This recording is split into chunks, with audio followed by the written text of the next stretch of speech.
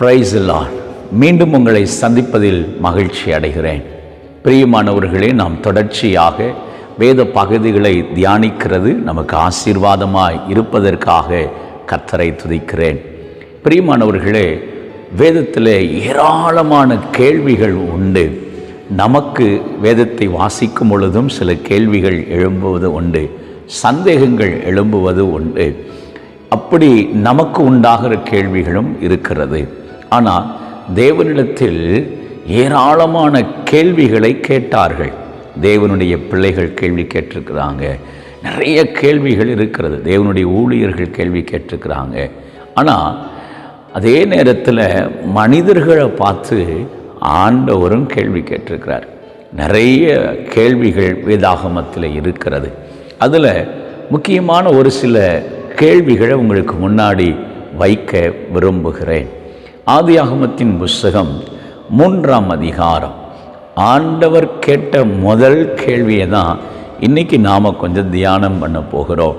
நீங்கள் நல்லா கூர்ந்து கவனித்து பாருங்கள். ஆதியாகமத்தின் புஸ்தகம் 3ஆம் அதிகாரத்தில் ஆதாம் ஏவாளிடத்தில் ஆதாமை பார்த்து கர்த்தர் கேட்ட ஒரு கேள்வி. என்ன கேள்வி? ஆதாமே, நீ எங்கே இருக்கிறாய்? அதுக்கு முன்னாடி பிசாசு ஒரு கேள்வியை கேட்குறான். பிசாசுடைய கேள்வி அங்கே இருந்த ஆதாமுடைய ஏவாளுடைய வாழ்க்கையை சீர்குலைச்சி போட்டது.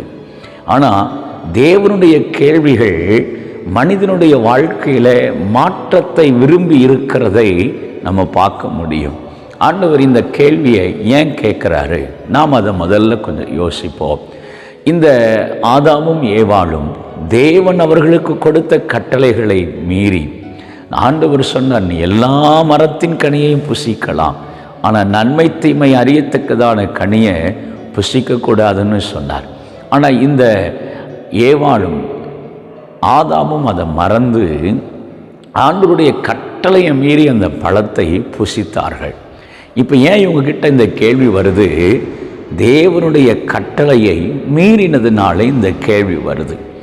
ஏன் இந்த கேள்வி வருகிறது அப்படின்னு சொன்னால், தான் விரித்த பொல்லாத கண்ணிக்கு இவர்கள் சிக்குண்டார்கள். தந்திரமாக வந்து கேட்ட கேள்விக்கு இவங்க இடம் கொடுத்து அதில் மாயையில் சிக்குண்டதுனால இந்த கேள்வி அங்கே எழுப்பப்படுகிறது.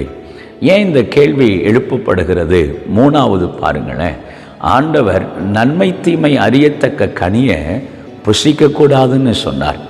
அது வரைக்கும் பாவமாக தெரிஞ்ச ஒரு விஷயம், அது வரைக்கும் விளக்கி வைக்கப்பட்ட ஒரு காரியம், பிசாசு வந்து சொன்ன உடனே ஏவாளுடைய இருதயத்தில் அந்த பழத்தை சாப்பிடணுங்கிற ஒரு உணர்வு வந்துச்சு. வேதம் சொல்லுகிறது, புசிப்புக்கு ஏற்றதுமாய் பார்வைக்கு இன்பமானதாய் இச்சிக்கப்படத்தக்கதாக மாறினதுன்னு இருக்குது. அங்கே பாருங்களேன், இச்சை தேவையில்லாத தவறான விருப்பங்கள் உள்ள நுழையுது. பாருங்களேன், இப்போ ஏன் இந்த கேள்வி வருது? நிறைய பேருடைய தவறான விருப்பங்களுக்கு சிலருடைய பாருங்களேன், சிலர் ஒரு காரியத்தை நம்மக்கிட்ட கேட்பாங்க, இதை எல்லாரும் செய்கிறது தானே, உலகத்தில் இருக்கிற எல்லாருமே செய்கிறாங்களே, இதை நீங்கள் மட்டுமா செய்கிறீங்க, இதில் என்ன தப்பு இருக்குது, எல்லாரும் அப்படி தானே இருக்கிறாங்க அப்படின்னு நம்ம ஒரு கேள்வி கேட்டு தப்புன்னு தெரிஞ்சும் கூட ஆண்டவருடைய கட்டளைகளை நம்ம மீறி இருக்கிறோம். பாருங்களேன், இப்போ இங்கே ஆதாமும் ஏவாளும் அந்த ஒரு நிலைமைக்கு தான் தள்ளப்பட்டாங்க. ஏன் இந்த கேள்வி எழுப்பப்படுகிறது அப்படின்னா, தேவன் தந்த மகிமையான சாயலை ஆதாமும் ஏவாளும் இழந்து போய் இப்போ நிர்வாணிகளாக இருக்கிறார்கள், ஒன்றுமில்லாமல் இருக்கிறார்கள். அவர்களை சுற்றி இருந்த மகிமையை இழந்து போனாங்க.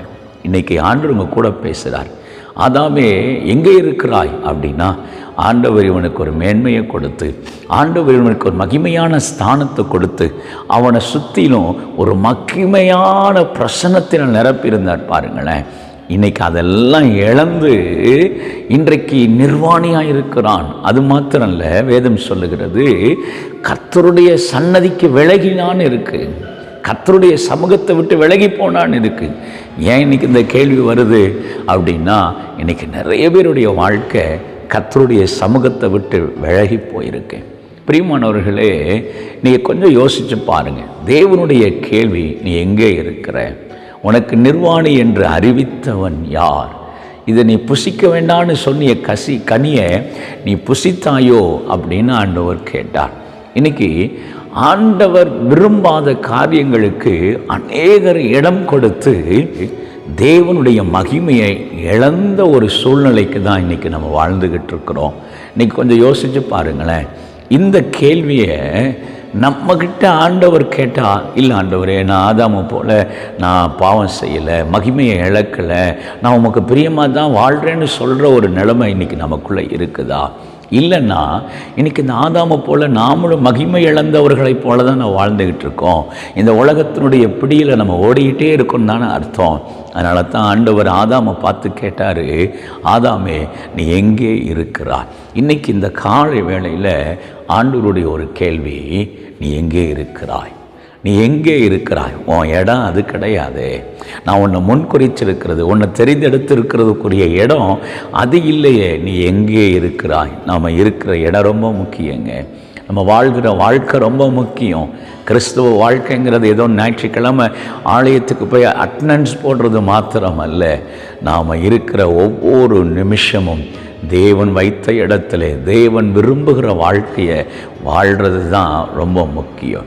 அப்படி நம்ம வாழ்க்கை ஒரு மாதிரி தாறுமாறாக இருக்குதுன்னா இன்றைக்கி இந்த கேள்வி நமக்கு தான். நீங்கள் எங்கே இருக்கிறீங்க? ஆண்டவருடைய கேள்வி. இந்த கேள்வியை உங்கள் வாழ்க்கையை கொஞ்சம் நிதானித்து பாருங்கள். ஒருவேளை ஆதாமை போல நம்ம வாழ்க்கை அவர் விரும்பாத காரியத்திற்கு, அவர் சொல்ல வார்த்தையை மீறி செஞ்ச காரியத்திற்கு நம்ம இடம் கொடுத்துருப்போம் அப்படின்னா இன்றைக்கி நாம் தேவன் விரும்புகிற இடத்துக்கு வருவோம். அது நமக்கு ஆசீர்வாதமாக இருக்கும். இன்றைக்கி ஆண்டவர் உங்களை பார்த்து கேட்குறார், நீ எங்கே இருக்கிறாய்? கர்த்தர் இந்த வார்த்தையை கொண்டு உங்களோடு பேசுவாராக. God bless you. Amen.